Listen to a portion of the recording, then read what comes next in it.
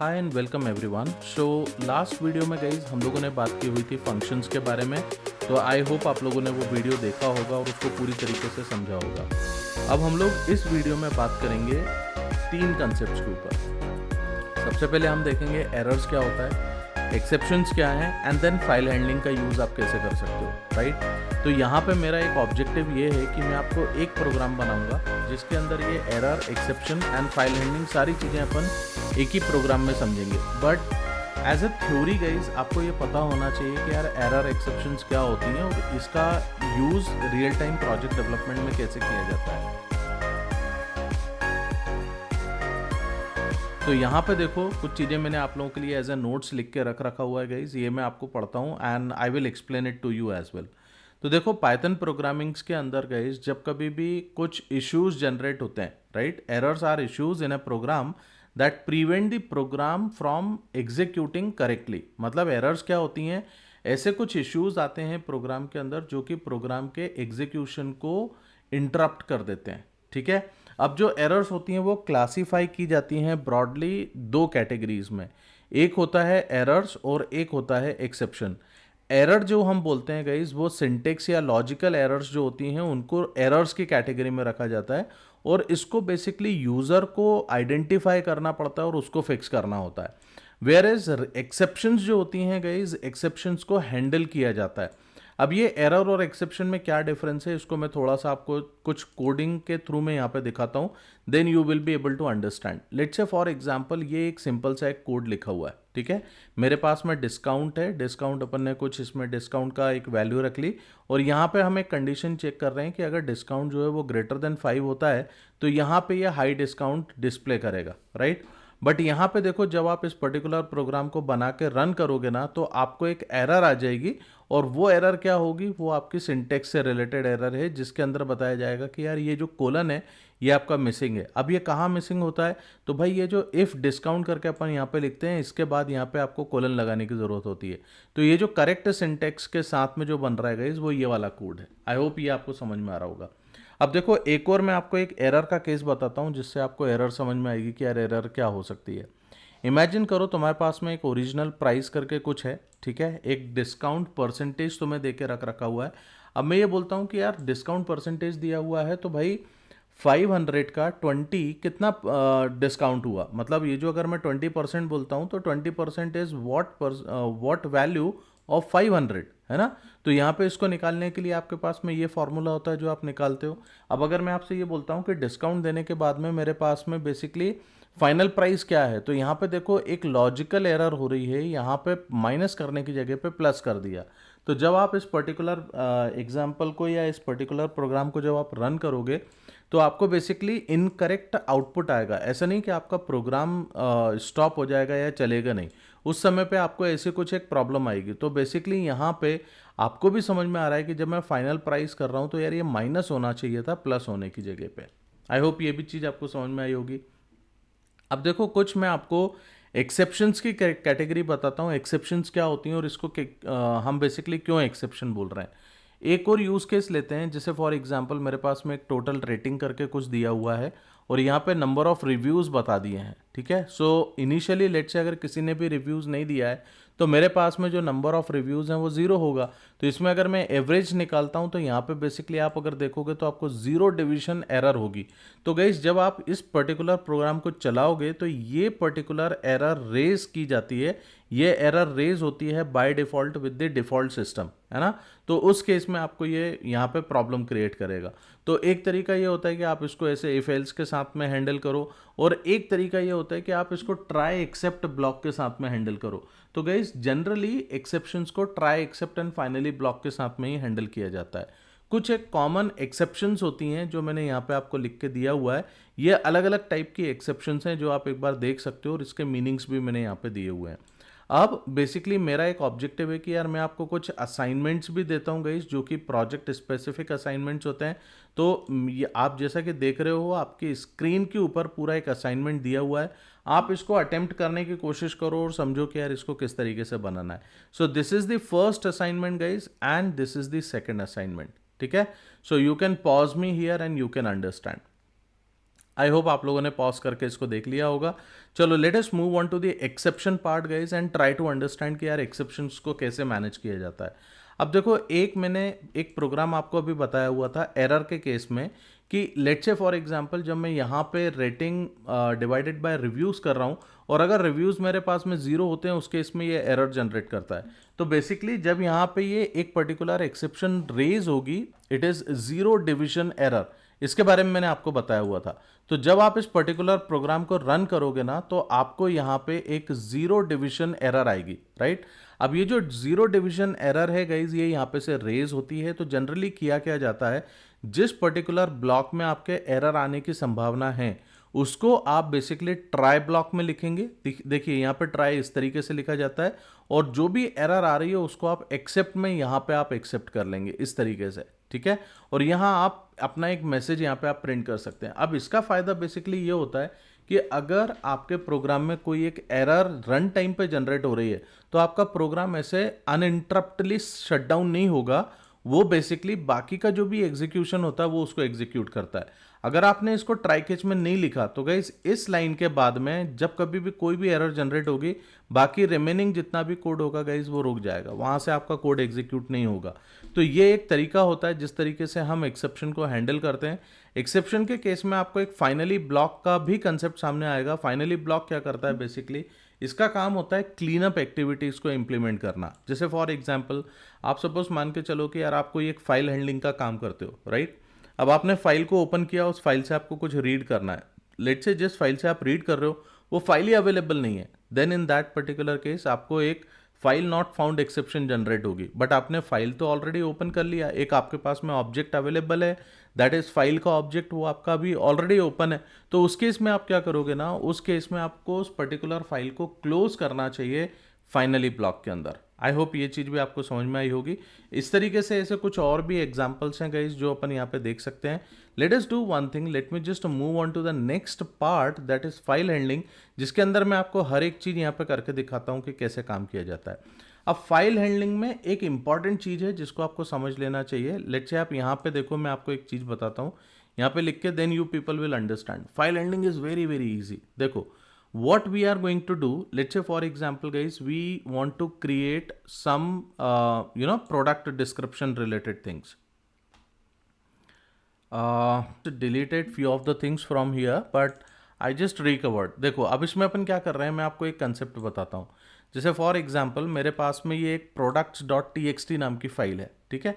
अब इस products.txt नाम की फाइल में काफ़ी कुछ इन्फॉर्मेशन लिखी है, एक प्रोडक्ट की डिटेल यहाँ पे लिखी हुई है। तो ऐसा हो सकता है ना आपके पास में कुछ प्रोडक्ट की इन्फॉर्मेशन इस तरीके से अवेलेबल हो, ये आपने फाइल के अंदर रखा हुआ है। अब आप ये चाहते हो कि यार मुझे यहाँ पे से ये प्रोडक्ट की डिटेल उठा के मेरे को अपने प्रोग्राम के अंदर यूज़ करना है।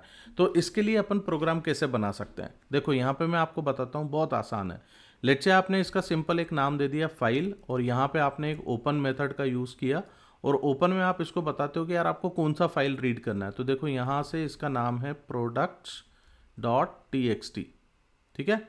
और इसको किस मोड में ओपन करना है, यहाँ पे आप यहाँ पे मोड बताते हो। तो देखो इतने सारे मोड अवेलेबल हैं, बट जनरली जो है ना हम नॉर्मली कुछ मोड्स हैं गाइस जिनके साथ अपन काम करते हैं।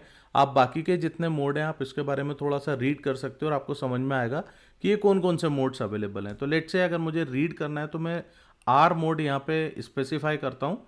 अब देखो यहाँ से आपने ये पर्टिकुलर फाइल को ओपन कर लिया, राइट।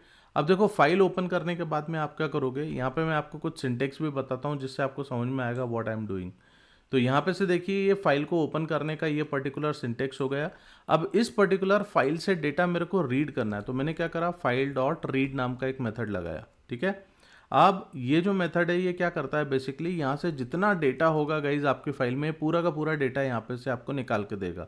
तो फाइल डॉट रीड से पूरा डेटा आपने ले लिया, एंड देन इस पर्टिकुलर डेटा को मैं डिस्प्ले करना चाहता हूँ तो मैंने प्रिंट डेटा कर दिया, राइट। एंड जो फाइल है, अगर आप फाइल को इस तरीके से ओपन कर रहे हो, ये अगर आपके फाइल को ओपन करने का तरीका है, तो यहाँ पे फाइल डॉट क्लोज मेथड आपको यूज़ करना है, इसको भूलिएगा मत, अदरवाइज ये रिसोर्स लीकेज की प्रॉब्लम क्रिएट करता है, राइट। तो यहाँ पे से देखो मेरे पास में एक सिंपल सा प्रोग्राम मैंने बनाया, फाइल को ओपन किया रीड मोड में, डेटा रीड किया, उसको डिस्प्ले करा और फाइल को क्लोज करा। ये सिंपल प्रोग्राम हो गया, राइट। अब देखो जब तुम इसको रन करोगे, so you will be getting the data something like this. So as you can see guys, over here we are getting the complete product information over here, and पूरा का पूरा डिटेल मेरे पास में प्रोडक्ट का जो एक file के अंदर रखा हुआ है, वो पूरी की पूरी प्रोडक्ट डिटेल यहाँ पे आ गई। अब इसी पर्टिकुलर प्रोग्राम को लिखने का एक और तरीका होता है, वो भी मैं आपको बता देता हूँ, ताकि आप दोनों में डिफरेंस समझ पाओगे। तो देखो मैं यहाँ पे सबसे पहले एक काम करता हूँ, ये जितना कोड है इसको मैं कमेंट कर देता हूँ पहले। ये देखिए इस तरीके से ये मल्टी लाइन कमेंट अगर आपको करना है तो ये इस तरीके से किया जाता है, इसको एक बार देख लीजिएगा। अब देखो यहाँ पे आप क्या करोगे, एक विथ कीवर्ड होता है, विथ ओपन, और यहाँ पे आप सिंपल वही प्रोडक्ट नाम की फाइल दे दो आप, products.txt। इसको आप किस मोड में ओपन करना चाहते हो, इसको आप ओपन करना चाहते हो let's say for example read mode में, और यहाँ पे आपने बोल दिया एज फाइल, ठीक है। अब ये जो आपने दिया हुआ है, यहाँ से आप बता सकते हो कि आपको फाइल के साथ में क्या करना है। तो आपने बोला फाइल डॉट रीड, ठीक, फाइल डॉट रीड, और ये आप क्या कर रहे हो, आपने यहाँ पे सिंपली इसको डेटा में होल्ड कर लिया और इस डेटा को आपने डिस्प्ले करवा दिया। तो यहाँ पे से प्रिंट, ये डेटा आप डिस्प्ले करवा रहे हो, ठीक है। अब देखो इसका फायदा क्या होता है कि जब कभी भी तुम फाइल को इस पर्टिकुलर सिंटेक्स के साथ में ओपन करते हो तो तुम्हें फाइल क्लोज करने की जरूरत नहीं है। This is basically the thing that you should understand. और इस केस में भी आप अगर देखोगे तो आपके पास में पूरा डेटा यहाँ पे आ गया है।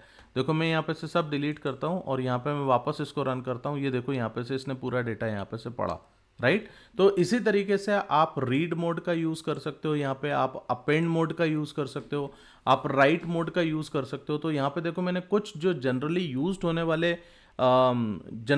होने वाले जो मोड्स होते हैं गाइज, वो मैंने यहाँ पे यूज़ करे हुए हैं।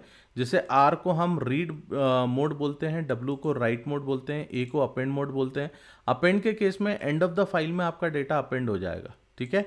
इसी तरीके से बाइनरी मोड होता है, टेक्स्ट मोड होता है, और एक ये एक्स करके एक और मोड होता है गाइस, जिसमें ये फाइल को क्रिएट करेगा और अगर फाइल ऑलरेडी एग्जिस्ट होगी तो उस केस में आपको ये एरर जनरेट करके देगा, ठीक है। तो इस तरीके से ऐसे ये अलग अलग मोड्स होते हैं जिनका आप यूज़ कर सकते हो और इनको इम्प्लीमेंट करके देख सकते हो। थोड़ा और आप अपने से भी इसको सर्च आउट करने की कोशिश करना guys, you will be getting lot of other things as well, ठीक है।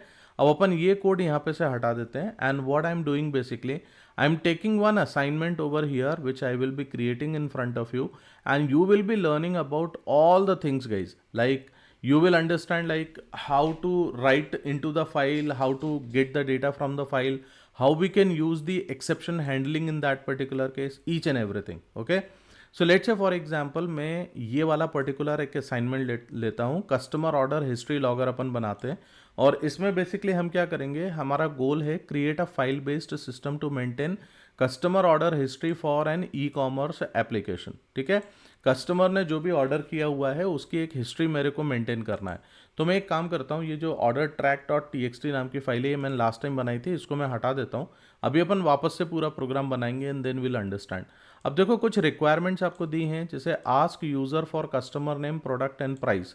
सो देखो हम यहाँ पे कैसे काम करते हैं, मैं आपको फटाफट बता देता हूँ ताकि you people will get the idea. मैंने यहाँ से सारी चीज़ें कॉपी करी, मैंने यहाँ पे रख लिया। अब आप देखो कस्टमर नेम में मेरे को क्या करना है, मेरे को सिंपल एक इनपुट लेना है, इनपुट, और मैं यहाँ पे बता देता हूँ एंटर योर नेम, ठीक है, एंटर योर नेम। अब देखिए नेक्स्ट क्या है, नेक्स्ट मेरे पास में प्रोडक्ट है, तो प्रोडक्ट में भी मैं ऐसे ही कर लेता हूँ, product input and let's say enter product you want to purchase, ठीक है। नेक्स्ट मेरे को क्या करना है, ये हटा देते हैं, प्राइस को ले लेते हैं, and price is equal to, अब देखो प्राइस तुम्हारा फ्लोट में हो सकता है, राइट। तो फ्लोट में आप इनपुट ले लो और यहाँ पे आप बता दो एंटर प्राइस, ठीक है। तो ये आपने बेसिक डिटेल ले ली यूज़र से। अब आप देखो आप क्या करना चाहते हो, append the data to a file named order history. अब एक ऑर्डर हिस्ट्री नाम की एक फाइल मेरे को ओपन करना है जिसके अंदर डेटा अपेंड होना चाहिए।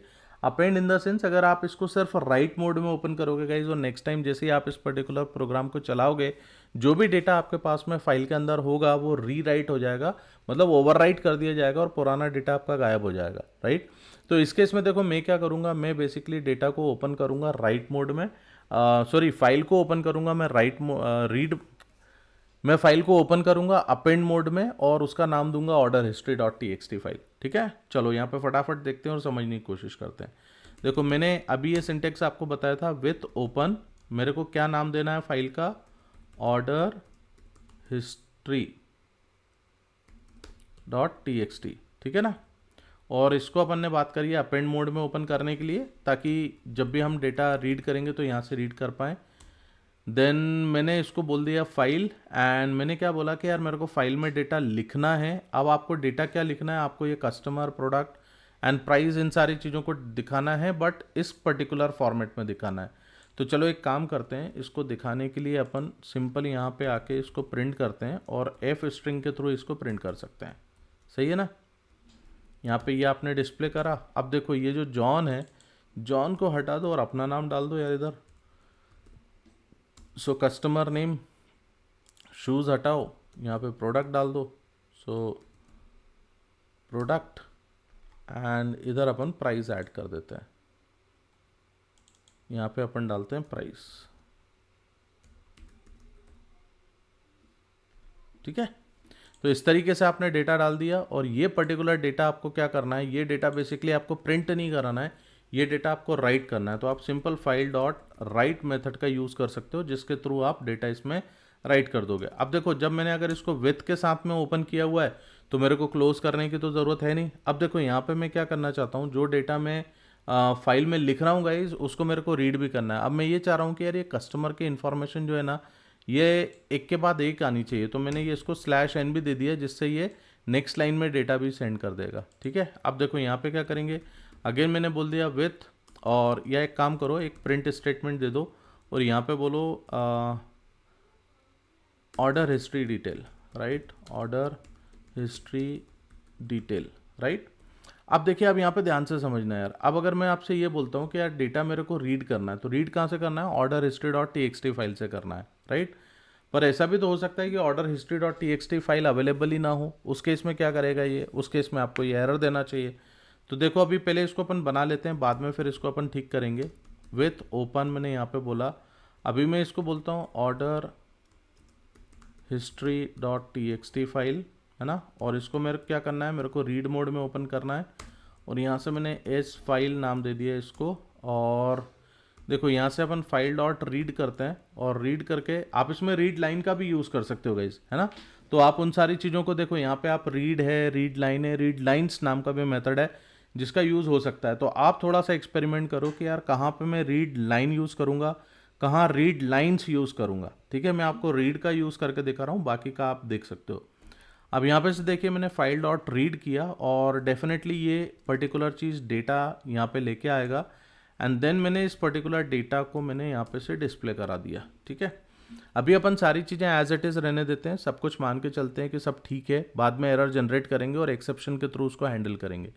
अब देखो एक बार इसको रन करते हैं, एंड लेट अस सी कि यार ये कैसे काम करेगा। तो यहाँ पे मैंने बोल दिया कि यार कस्टमर का नाम बता दूँ पहले, तो मैंने अपने ही नाम दे दिया, है ना।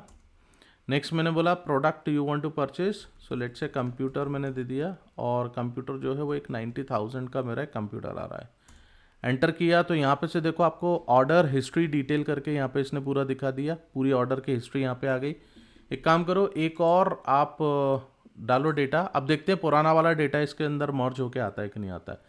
तो मैंने क्या बोला, enter your name, so let's से मैंने एक यूज़र का नाम एंटर किया, देन कुछ परचेस करना है इसको, सो मैंने ये मोबाइल डाल दिया, and something is the price. ठीक है, अब देखिए तो यहाँ पे जैसा कि आप देखोगे, देखो ये पुराना वाला डेटा दिख रहा है गाइस, और ये जो मैंने अभी नया वाला डेटा डाला हुआ था ये नया डेटा है। अच्छा, इधर आके देखोगे तो यहाँ पे देखो आपको एक ये ऑर्डर हिस्ट्री नाम की फ़ाइल भी इसने बनाई, और इसमें अगर आप देखोगे तो ये डेटा आपके पास में आ रहा है। अब देखो इसमें मैं तुम्हें एक प्रॉब्लम समझाता हूँ, जिसके थ्रू आपको ये समझ में आएगा कि यार कहाँ पे मेरे को बेसिकली चीज़ों को यूज़ करना है। अब देखो मैंने सपोज ये ऑर्डर हिस्ट्री बंद कर दिया है ना। अब मैं यहाँ पे से करता हूँ, मैंने एक और यूज़र की इन्फॉर्मेशन इसमें ऐड कर दी, एंड लेट्स से कुछ इसको लेना है 86,000 का आ रहा है, राइट। एंटर किया। अब देखो यहाँ पे इसने क्या बताया तुम्हारे को, इसने बताया फाइल नॉट फाउंड एरर। अब ये तो प्रोग्राम एंड हो गया, राइट। तो मेरे को क्या करना था, ऐसा हो सकता है ना कि यार इस तरीके की कुछ प्रॉब्लम्स आ जाएं, तो इन प्रॉब्लम्स को सॉल्व करने के लिए क्या किया जाता है गाइज, ये जो मैंने आपको अभी बताया कि आप इसको ट्राई ब्लॉक के अंदर इसको रखिए, राइट, ट्राई ब्लॉक के अंदर रखिए एंड यहाँ पे आप एक्सेप्ट में आप इसको फाइल नॉट फाउंड एरर आप दीजिए, राइट, और यहाँ से आप प्रिंट स्टेटमेंट दो कि यार मेरे को प्रोग्राम के अंदर एक एरर आ गई है, एरर, और एरर क्या है, फाइल नॉट फाउंड, ठीक है।